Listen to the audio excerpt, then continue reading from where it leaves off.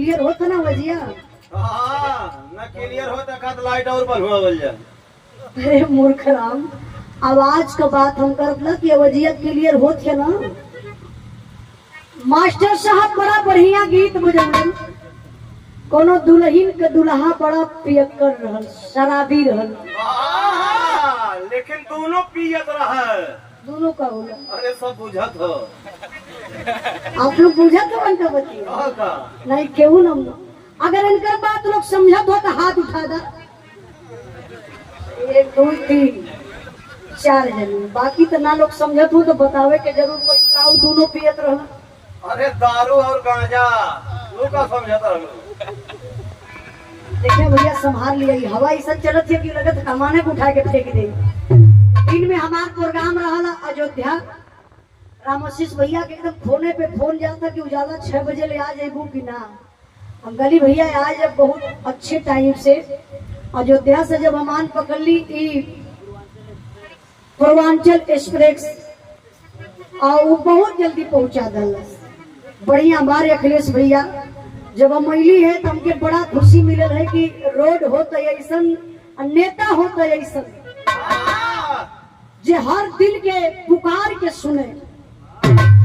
तो देखिए दिन में तो रहल है अमान के कार्यक्रम, धूप मुआवला से तनी पारी हवा मुआवत बा। मास्टर साहब बड़ा बढ़िया गीत बजौलन। हम बताइला रामशीष भैया 100% में 90% मर्द दारू पिए लगल। 75% में हरगो शुरू कर रहे हैं। देखो सच्ची बात कड़वी लगेगी, हम सही बतावत हई। जौने मेहरारू को मर्द दारू पिएला मेहरारू बेचारी बड़ी परेशान रहेली। इतना टिकाली के मना दिए, इतना ओझैती सोखैती करा दली कि थक जाली। फिर भी मर्द पिए दारू छोड़ेला ना। कोनो मर्द दारू पी के आयल ढमिलात के घरे, मेहरुआ कलश कहो अब वही हम तोके रतिया बनने बनने समझौली तो तू कहला हम दारू छुअब ना, दारू देखब ना, दारू पियब ना। तू बड़ा रतिया कसम खैला तबले फिर पी के आ गईला। कहला से मुआना मानी ना। अब देसी जुगाड़ खोजलस, मेहरारू गई घर में से बड़का झाड़ू लेके आई। जब दुआरी पर झाड़ू देखलस मर्द पियले बा, साथ तो खतरा बा, खतरा से पार्टी जाए ना पाई। अब मर्द बेचारा वही दुआरे खड़ा बा, मेहरारू लेके झाड़ू। भैया भैया भैया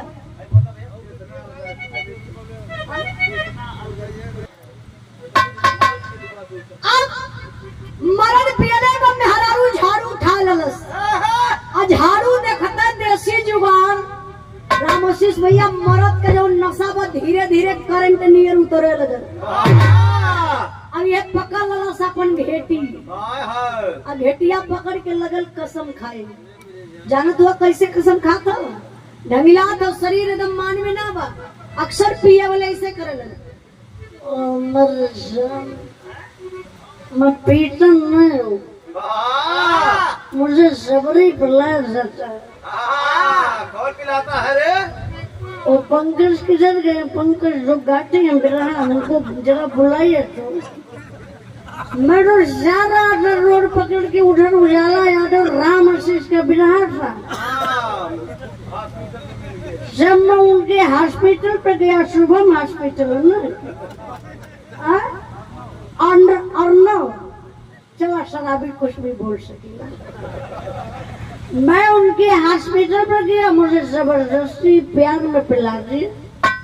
और जब मैं जानू पी लिया तो मुझे तब होश आया कि मैं 2 महीना के लिए कसम खाया था। मैं हरारू कल सुना ममू जो तू पी के नाटक लगौले हुआ ना, कल से चला थैला। वही पंकज गवैया के हम सुता। कहे पंकज गवैया के यहाँ सुती? देखी ला कब तू है पियावे ने। अब भैया पंकजो भैया का चुरकी खड़ी भैया देता। अब मेहरारू का सुना तबले मरद का सुनो सुनो सुनो मेरा जान, तुम टेंशन मत लो, कल चलो हम घोसी में तुमको मार्केट करवा देते हैं। जो लेना है वो सब ले लेना, तुम्हारे लिए सब छूट है। जब मर्द ही कहले कि तुम्हारे लिए सब छूट है, जो मर्जी तो ले लेना। मेहरारू एकदम बिना तेल का पकौड़ी।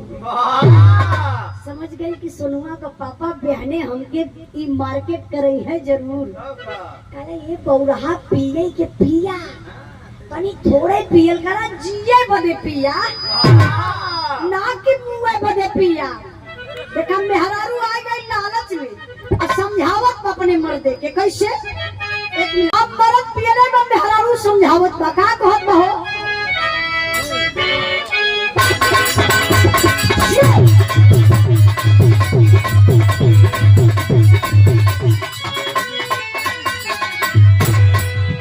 अरे जानी पिया राजा जी हो बहुआ ना हटौआ।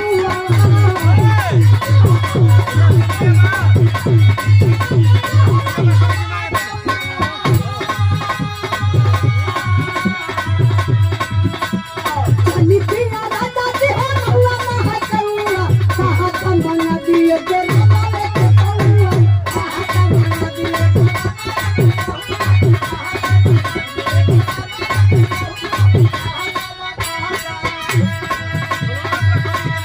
देसी दारू पिए में 1000 बात खतरा।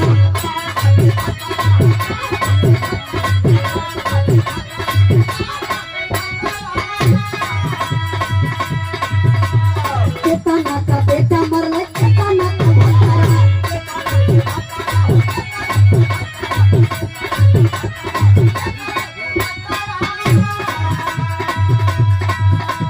महना की जमाना जाई सदा सतौआ।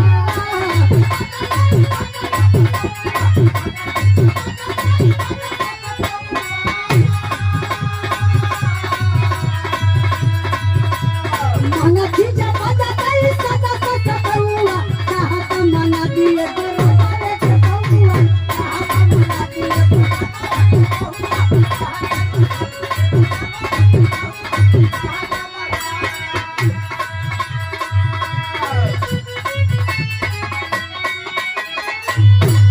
जब मेहरारू कॉलेज की एक काम करा कि देसी मत पिया। देसी का मतलब समझत हुआ हूँ। खौरैया जौने के लोग बंटी बबली पगली कहला। 70 वाली मत पिया, ऐसे किडनी लीवर खराब हो जाए। सही बात है। अगर पिए के बाद तो ब्रांडेड पिया। देखा दारू पियल जाला, दारू के अगर दवा समझ के पियबा तो वो आपके दवाई नियर काम करी। और जब दारू का नशा बना के पियबा तो हमेशा आपके खतरा पहुंचाई। मर्द जब सुनलस के मेहरारू कहत बा तनी ब्रांडेड पिया तो देखा मर्द का मिजाज लगल ढगिलाए, मेहरारू के लगल सोहरावे। तो मेरे जान जरा मेरा मिजाज एक बार बना दो। बजरिया में सोहरावे लगल नहीं भाई घरे बा।